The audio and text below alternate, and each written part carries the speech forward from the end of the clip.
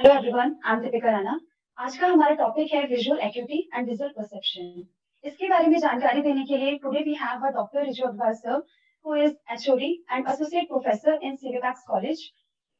इस जानकारी को शुरू करने से पहले अगर आपको इससे रिलेटेड और जानकारी चाहिए तो आप हमारे चैनल को भी सब्सक्राइब कर सकते हैं, आयुष सोन। तो आइए हम स्टार्ट करते हैं। सबसे पहले हम सर से ये जानना चाहेंगे, सर विजुअल परसेप्शन होता क्या है? हाँ, तो विजुअल परसेप्शन एक हमारी आई का एक टूल है जिसके थ्रू हम एनवायरनमेंट के बारे में जानते हैं कि हमारे आसपास का एनवायरनमेंट कैसा है। तो इसके मेन 4 कंपोनेंट होते हैं। विजुअल परसेप्शन में सबसे पहला कंपोनेंट आता है परसेप्शन ऑफ लाइट या लाइट फॉर्म। तो लाइट को हम कैसे परसीव करते हैं, हमारी आई लाइट को डिटेक्ट करती है, उसको ब्रेन तक पहुंचाती है और उससे हम लाइट सेंस कर पाते हैं। ऐसे ही दूसरा जो हमारा विजुअल परसेप्शन का पार्ट है उसको हम बोलते हैं फॉर्म सेंस, कि कोई चीज कितनी बड़ी है, छोटी है, उसकी क्या फॉर्म है, वो कितनी दूर है, कितनी पास है, इसको हम बोलते हैं फॉर्म सेंस, उसकी क्या शेप है। और यही हमारा विजुअल असेसमेंट का मेन पार्ट होता है, जिसको असेस करने के लिए विजुअल एक्विटी जो है वो हम उसकी एग्जाम करते हैं या उसको पता लगाते हैं। जो थर्ड पार्ट है इसी विजुअल परसेप्शन का वो है सेंस ऑफ कंट्रास्ट या कंट्रास्ट सेंसिटिविटी। तो कंट्रास्ट सेंसिटिविटी क्या होती है, किसी भी बैकग्राउंड में जो उसकी लाइटनेस या डार्कनेस, कितना वाइटनेस है उसमें, कितना ब्लैक पोर्शन है, इसको हम बोलते हैं कंट्रास्ट। तो ये कंट्रास्ट सेंसिटिविटी भी हमारी आईज के द्वारा परसीव होती है और ये आगे जाके विजुअल सेंसेशंस बन के और आगे जाके जो है इसका भी हम परसीव कर पाते हैं। और जो लास्ट जो हमारा फोर्थ इसका कंपोनेंट है वो है कलर सेंस। हम सभी तरीके के कलर्स जो हैं अपनी आईज के द्वारा परसीव कर पाते हैं डे लाइट के अंदर। तो ये 4 कंपोनेंट है विजुअल परसेप्शन के। जी, अगर आपने बताया विजुअल एक्यूटी के बारे में, तो आप इसके बारे में बताएंगे कि होता क्या है ये, इससे हम क्या पता कर पाते हैं? हाँ, जैसा कि मैंने बताया कि जो विजुअल एक्विटी है वो एक जो हमारा फॉर्म सेंस का पार्ट है, यही मेन असेसमेंट क्राइटेरिया है कि हमारी आईज किसी को किसी वस्तु को या किसी व्यक्ति को पहचान पा रही है या उसकी फॉर्म क्या है, क्या शेप है, ये इसी के द्वारा हमें फॉर्म सेंस के द्वारा पता लगता है और इसकी असेसमेंट हम विजुअल एक्विटी से करते हैं। और विजुअल एक्विटी में 2 कंपोनेंट मेन होते हैं, एक तो डिस्टेंट विजुअल एक्विटी और एक नियर विजुअल एक्विटी। आज अपने डिस्कशन में आज हम बात करेंगे डिस्टेंट विजुअल एक्विटी की। तो डिस्टेंट विजुअल एक्विटी क्या होती है? बेसिकली विजुअल एक्विटी की अगर हम डेफिनेशन की बात करें तो it is the assessment of the retinal function, more precisely macular function. यानी ये एक असेसमेंट है रेटिनल फंक्शन का। ये असेसमेंट है कि हमारा रेटिना के अंदर, हमारी रेटिना में कितना पावर है या हमारी रेटिना की क्या कंडीशन है, ये उसका असेसमेंट है। और क्योंकि विजुअल एक्विटी जो है सामने स्नेलर्स चार्ट होता है, तो इसलिए मेनली सेंट्रल विजन की करी जाती है, पेरिफेरल विजन की विजुअल एक्विटी हम असेस नहीं करते हैं। इसीलिए इसकी डेफिनेशन में बोला गया है कि it is the assessment of the retinal function, more precisely macular function, क्योंकि हमारा जो सेंट्रल विजन है वो मैकुला की वजह से होता है, तो इसलिए इसको डेफिनेशन में इंक्लूड करना जरूरी है। तो इस तरीके से हम विजुअल एक्विटी के असेसमेंट करते हैं और विजुअल एक्विटी के असेसमेंट के लिए हमारे पास जो टूल है उसको हम स्नेलन चार्ट बोलते हैं। स्नेलन चार्ट से हम विजुअल एक्विटी की असेसमेंट करते हैं। ठीक है, तो विजुअल एक्विटी के असेसमेंट के लिए हम अभी जब भी हम विजुअल एक्विटी की बात करेंगे या विजुअल एक्विटी के बारे में बोलेंगे तो इसका मतलब ये है कि हम डिस्टेंट विजुअल एक्विटी की बात कर रहे हैं और इसको हम एसेस करने के लिए यूनिओकुलर करते हैं, यानी कि एक आई की विजुअल एक्विटी अलग से हम मेजर करेंगे, दूसरी आई की विजुअल एक्विटी अलग से मेजर करेंगे। ऐसा नहीं है कि बाइनोकुलर विजुअल एक्विटी हमने मेजर कर ली, ठीक है ना। तो विजुअल एक्विटी सेपरेट आई की मेजर करनी है और जो है स्नेलन चार्ट के मदद से करनी है। इस तरीके से हम इसकी डेफिनेशन और इसको हम समझ सकते हैं। सर स्नेलन्स टेस्ट होता क्या है ये, इसमें आप बताएंगे? हाँ, स्नेलन्स डिस्टेंट व्यू बॉक्स होता है जिसमें कि कुछ लेटर्स होते हैं जो कि स्पेशली डिजाइंड हैं। मीन्स कि जैसे कि उसके अंदर डिफरेंट रोज होती हैं, स्क्वायर्स में, डिफरेंट स्क्वायर्स में लेटर्स बने हुए हैं। जैसे ए एक पर्टिकुलर स्क्वायर में बना हुआ है, एक्स एक पर्टिकुलर स्क्वायर में बना हुआ है, तो वो एक स्नेलन व्यू बॉक्स है जिसके थ्रू हम उसको परसीव करते हैं। इसके लिए हमारी कुछ प्री रिक्विजिट हैं। अगर हम उस टेस्ट को कर रहे हैं तो उसके लिए हमारी प्री रिक्विजिट है। वो क्या है? एक तो हमारे को पेशेंट को 6 मीटर की दूरी पे बिठाना होता है स्नेलन चार्ट से। उसकी जो दूरी है वो 6 मीटर होनी चाहिए स्नेलन चार्ट से।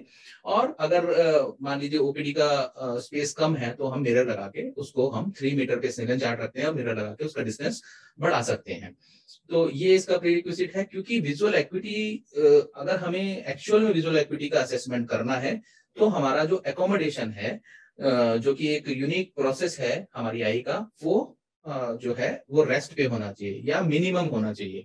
अगर हमें किसी की एक्चुअल विजुअल एक्विटी का पता लगाना है, किसी की एक्चुअल रेटिनल फंक्शन का पता लगाना है, तो उसकी एकोमोडेशन एट रेस्ट होना चाहिए। इसलिए हमने एक मिनिमम डिस्टेंस रखा है 6 मीटर।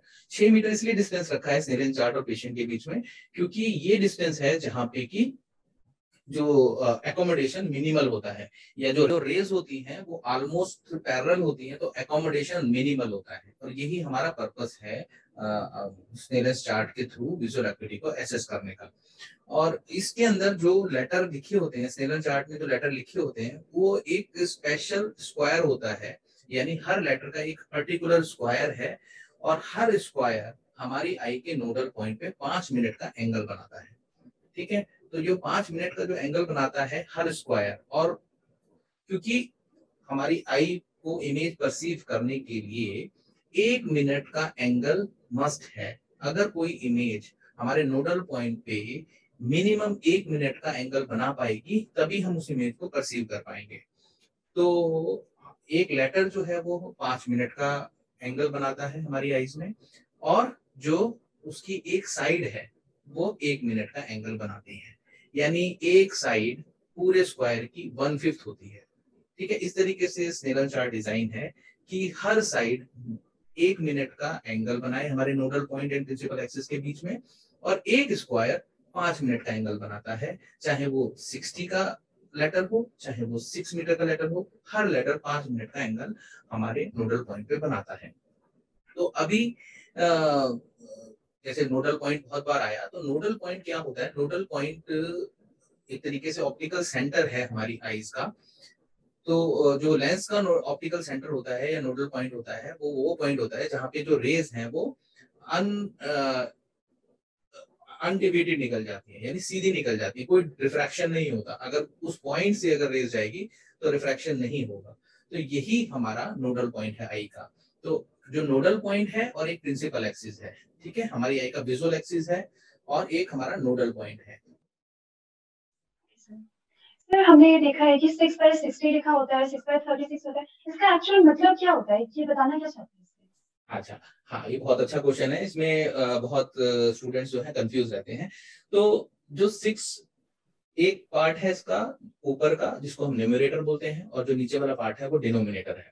तो जैसे कि मैंने बताया कि जो स्नेलन चार्ट की प्री रिक्विजिट है उसमें जो ऊपर वाला पार्ट है यानी जो न्यूमरेटर है वो शो करता है distance between patient and the Snellen chart. Snellen chart और पेशेंट के बीच की जो दूरी है वो आपका न्यूमरेटर है। अगर वो 6 मीटर पे है तो 6 हो जाएगी ऊपर, इसलिए आपने मोस्टली देखा होगा कि ऊपर 6 ही होता है। ठीक है, ज्यादातर 6 ही होता है ऊपर। अगर पेशेंट 6 मीटर पे नहीं देख पा रहा है तो हम उसका जो डिस्टेंस है स्नेलन चार्ट और पेशेंट के बीच का, उसको हम धीरे धीरे कम करते हैं, उसको हम 5 मीटर पे लेके आते हैं, उसको हम 4 मीटर पे लेके आते हैं। तो इस तरीके से ऊपर जो भी लेटर आ रहा है, जो भी न्यूमेरिकल आ रहा है, जो भी उसका फिगर आ रही है, वो शो कर रहा है distance between patient and Snellen chart. ठीक है, और जो बात है नीचे वाली जो डिनोमिनेटर है, तो डिनोमिनेटर शो करता है कि एक नॉर्मल आदमी जिसकी आंख नॉर्मल है, जिसकी विजन नॉर्मल है, जिसका रेटिनल फंक्शन नॉर्मल है, जिसका मैकुलर फंक्शन नॉर्मल है, ठीक है, वो पर्सन या वो पेशेंट उस लेटर को जितने डिस्टेंस से देख सकता है वो डिनोमिनेटर है। इसका क्या मतलब हुआ? जैसे कि 60 मीटर की एक लाइन है, ऊपर सबसे ऊपर लाइन होती है स्नेलन चार्ट में 60 मीटर की। तो 60 मीटर का मतलब ये है कि जो नॉर्मल पर्सन है वो 60 मीटर वाली लाइन के लेटर को 60 मीटर से देख सकता है। अगर मैं स्नेलन चार्ट को 6 मीटर की जगह 60 मीटर पे रख दूं तो वो जो नॉर्मल, अगर जैसे मान लीजिए मेरी विजन नॉर्मल है तो मैं 60 मीटर से 60 मीटर वाली लाइन परसीव करूंगा, तो ये डिनोमिनेटर है। ठीक है, तो इसीलिए स्नेलन चार्ट की दूरी है 6 मीटर और एक नॉर्मल आदमी को 6 मीटर से देखना चाहिए 6 मीटर का लेटर। ठीक है, तो इसलिए नॉर्मल विजन जो है वो 6/6 होती है। ठीक है, नॉर्मल पर्सन को वो लेटर कितने से देखना चाहिए? 6 मीटर से। पेशेंट 6 मीटर से देख रहा है, इसका मतलब है उसकी विजन नॉर्मल है, तो that is why it is called 6/6 is a normal vision. ठीक है, सर इसका लिस्ट नंबर क्या रखा गया है? हम न्यूमरेटर में कितना लिस्ट नंबर रख सकते हैं इसका? न्यूमरेटर कम में, कितना नंबर? न्यूमरेटर में लीस्ट जो स्नेलन चार्ट की एक लिमिट है, हम 1 मीटर तक पेशेंट और स्नेलन चार्ट की दूरी रख सकते हैं, उससे नीचे हम उसको नहीं कर सकते हैं। ठीक है ना, तो ऑप्टिकली हम उसको इसीलिए ऑप्टिकली 1 मीटर से कम पे हम उसको रिप्रेजेंट नहीं कर पाते हैं, इसलिए sometime you may see that the visual acuity of the patient is written as 1/60। ठीक है ना, तो 1/60 एक स्नेलन चार्ट का एक मिनिमम रिप्रेजेंटेशन है। न्यूमरेटर जो है 1 मीटर से कम नहीं हो सकता। ठीक है ना, तो पहले हम इसका एक प्रोसेस है, 6 मीटर पे पहले पेशेंट को बिठाते हैं। पेशेंट अगर 6 मीटर से 60 वाली लाइन भी नहीं देख सकता है तो हम 5/60 करते हैं। ठीक है, यानी 5 मीटर पे पेशेंट को ले जाते हैं, फिर 4 मीटर पे लेके जाते हैं, फिर 3 मीटर पे लेके जाते हैं, फिर 2 मीटर पे और 1 मीटर पे। तो 1/60 जो है स्नेलेंस चार्ट का एक एंड पॉइंट है, यानी कि अब जो रेटिनल फंक्शन हम मेजर करेंगे वो स्नेलन चार्ट के बगैर मेजर करेंगे। ठीक है, स्नेलन चार्ट 1/60 तक ही मेजर कर सकता है, उससे आगे नहीं मेजर कर सकता। उससे आगे अगर हमें रेटिनल फंक्शन का असेसमेंट करनी है तो वो हम और भी उसके मेथड्स हैं, जैसे कि अगर हम पेशेंट 1/60 नहीं देख पा रहा है तो हम उससे फिंगर काउंटिंग करवाते हैं कि आप बताइए ये कितनी उंगलियां हैं, ये कितनी उंगलियां हैं। ऐसे पेशेंट को रैंडमली हम बोलते हैं और वो अगर बता पाता है तो हम 3 मीटर से स्टार्ट करते हैं फिंगर काउंटिंग। ठीक है, फिंगर काउंटिंग 3 मीटर से स्टार्ट करते हैं, उसको हम या तो FC लिख सकते हैं यानी फिंगर काउंटिंग, या काउंटिंग ऑफ फिंगर। CF भी लिख सकते हैं, FC भी लिख सकते हैं, जैसे भी आपको इजी लगता हो। ठीक है, उसके आगे लिख देंगे अगर आप 3 मीटर से CF कर रहे हैं, FC कर रहे हैं तो 3 मीटर लिख देंगे, 2 मीटर से कर रहे हैं तो 2 मीटर लिख देंगे, 1 मीटर से कर रहे हैं तो 1 मीटर लिख देंगे। तो ये हमारा CF और FC का कंसेप्ट है। अगर मान लीजिए पेशेंट जो है अगर वो नहीं CF या FC कर पा रहा है, यानी FC 1 मीटर से भी वो परसीव नहीं कर पा रहा है, तो हम बिल्कुल उसके फेस के पास ले जाके भी फिंगर काउंटिंग करते हैं, उसको कहते हैं finger counting close to face, यानी CF FC या FC CF। ठीक है, finger counting close to face और counting finger close to face, जैसे भी आप लिखना चाहें, यानी बिल्कुल आप क्लोज जाके फिंगर काउंटिंग अगर वो तब भी कर पा रहा है। हमारा जो पर्पस है वो रेटिनल फंक्शन की असेसमेंट करना है, और रेटिनल फंक्शन मैंने आपको बताया कि रेटिनल फंक्शन विजुअल परसेप्शन बना रहा है। विजुअल परसेप्शन लाइट भी परसीव कर रहा है, इमेज भी परसीव कर रहा है, सब कुछ परसीव कर रहा है। तो रेटिनल फंक्शन 0 मींस जब वो लाइट भी परसीव नहीं कर पा रहा है तो हमारा रेटिनल फंक्शन 0 है। उससे पहले हमें एसेस करना है पेशेंट को। तो इसमें स्टूडेंट जो सबसे ज्यादा गलती करते हैं वो क्या करते हैं कि 6/60 लिख लिया स्नेलन चार्ट पे और वो 6/60 उसका नहीं आया। मान लीजिए पेशेंट की विजन जो है वो 6/60 से कम है, तो क्या करेंगे वो 5/36 लिख देंगे। ठीक है, मान लीजिए पेशेंट को 5 मीटर पे 36 वाली लाइन विजुलाइज हो रही है, वो लिख देंगे ऐसे 36, जबकि आपको retinal function should be accurate, है ना। आप उसमें कोई एम्बिग्यूटी नहीं होनी चाहिए। अगर उसकी अगर फिंगर काउंटिंग 3 मीटर है तो 3 मीटर है, वो आपकी ओपीडी में कराए वो कहीं पे भी जाएगा तो उसकी विजुअल एक्यूटी उतनी रहेगी। अब अगर पेशेंट 6/60 नहीं पढ़ रहा, ठीक है ना, उसकी विजन लेस देन 6/60 है, तो डिनोमिनेटर जो है यानी जो 60 है वो फिक्स हो जाता है।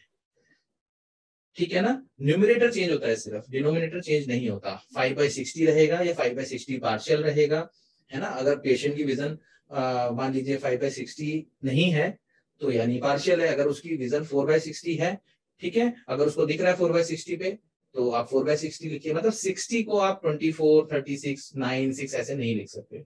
ठीक है, तो डिनोमिनेटर फिक्स हो गया और जो है न्यूमरेटर आपका आफ्टर 60 6/60 चेंज होगा। ठीक है, उसके बाद जब वो 1/60 आ जाएगा तब आपको फिंगर काउंटिंग करनी है। Finger counting close to face के बाद आपको हैंड मूवमेंट देखनी है। Hand movement 1 metre. आप उसको पेशेंट को पूछेंगे कि ये हाथ, ये ऐसे नहीं पूछेंगे कि हाथ दिख रहा है नहीं दिख रहा, आपको बस ये पूछना है कि कोई चीज दिख रही है, कुछ हिलता हुआ दिख रहा है, तो पेशेंट खुद ही बताएगा कि हाथ दिख रहा है, तो उसको हम बोलते हैं hand movement. Hand movement usually हम 1 मीटर से करते हैं। ठीक है, तो 1 मीटर से हैंड मूवमेंट करने के बाद अगर पेशेंट को दिख रहा है तो ठीक है, नहीं तो फिर HMCF कर देंगे, यानी hand movement close to face कर लेंगे। ठीक है, hand movement close to face करने के बाद अगर उसको hand movement close to face करने के बाद भी अगर उसकी विजन उससे भी कम है, ठीक है, तो हम करते हैं प्रोजेक्शन ऑफ रेज। तो प्रोजेक्शन ऑफ रेज जिसको हम पीआर बोलते हैं, ठीक है, प्रोजेक्शन ऑफ रेज, उसको हम क्या करते हैं, अपनी आईज को 4 पार्ट में डिवाइड करते हैं। जैसे ये सुपीरियर, ये लेटरल, ये इंफीरियर, ये मीडियल। इस आई के लिए ये सुपीरियर, ये मीडियल, ये इंफीरियर, ये लेटरल। तो ऐसे हम इसको दोनों आईज को सेपरेट कर लेते हैं। जो टॉर्च है उसको ऊपर की तरफ से पेशेंट की कॉर्निया के आसपास लाइट पड़नी चाहिए। अगर वो टॉर्च जलाने में पेशेंट कहता है कि हाँ लाइट उसको परसीव हो रही है, तो हम उस क्वाड्रेंट, इसको हम 4 क्वाड्रेंट में बना लेते हैं, सुपीरियर, मीडियल, लेटरल और इंफीरियर। तो जिस भी क्वाड्रेंट में उसको परसीव हो रही है लाइट, उसको यस कर देते हैं, या पॉजिटिव लिख देंगे या राइट कर देंगे। अगर उसको दूसरे उस क्वाड्रेंट में किसी क्वाड्रेंट में परसीव नहीं हो रही है तो उसको माइनस कर देंगे या नेगेटिव कर देंगे। ठीक है, मान लीजिए उसको डायगोनल जो लाइट है वो भी परसीव नहीं हो रही है, चारों क्वाड्रेंट में लाइट परसीव नहीं हो रही है, तो जो हमारा लास्ट स्टेप है विजुअल एक्टिविटी का, वो है परसेप्शन ऑफ लाइट, जिसको हम पीएल बोलते हैं। पीआर के बाद पीएल। तो जो पीएल है उसमें सामने से लाइट डालते हैं, ठीक है, और पेशेंट को पूछते हैं लाइट जल रही है। इसको हम रिपीट करते हैं, कभी जलाते हैं कभी बुझाते हैं टॉर्च को, और उसको क्रॉस वेरीफाई करते रहते हैं कि पेशेंट को अगेन इसमें भी आपको यूनिओकुलर करना है, पूरा प्रोसेस को यूनिओकुलर करना है। दोनों आईज की जो विजन है वो अलग अलग ही रहेगी, ठीक है ना। तो इसलिए इसमें परसेप्शन ऑफ लाइट करते हैं।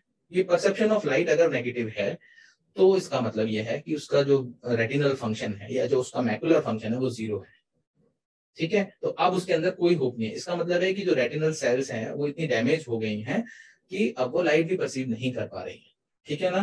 तो तब हम बोलेंगे कि ये जो है patient is PL negative. Now there is no cure. जब तक पीएल पॉजिटिव है तब तक होप है कि हम आईज को ठीक कर लेंगे। जैसे कि मैच्योर कैटरेक्ट में जो हाइपर मैच्योर कैटरेक्ट हो जाता है, जो मैच्योर कैटरेक्ट हो जाता है, उसमें भी मैक्सिमम लॉस पीएल पॉजिटिव तो रहता ही है, पीएल नेगेटिव नहीं होता कभी भी कैटरेक्ट में, ठीक है ना।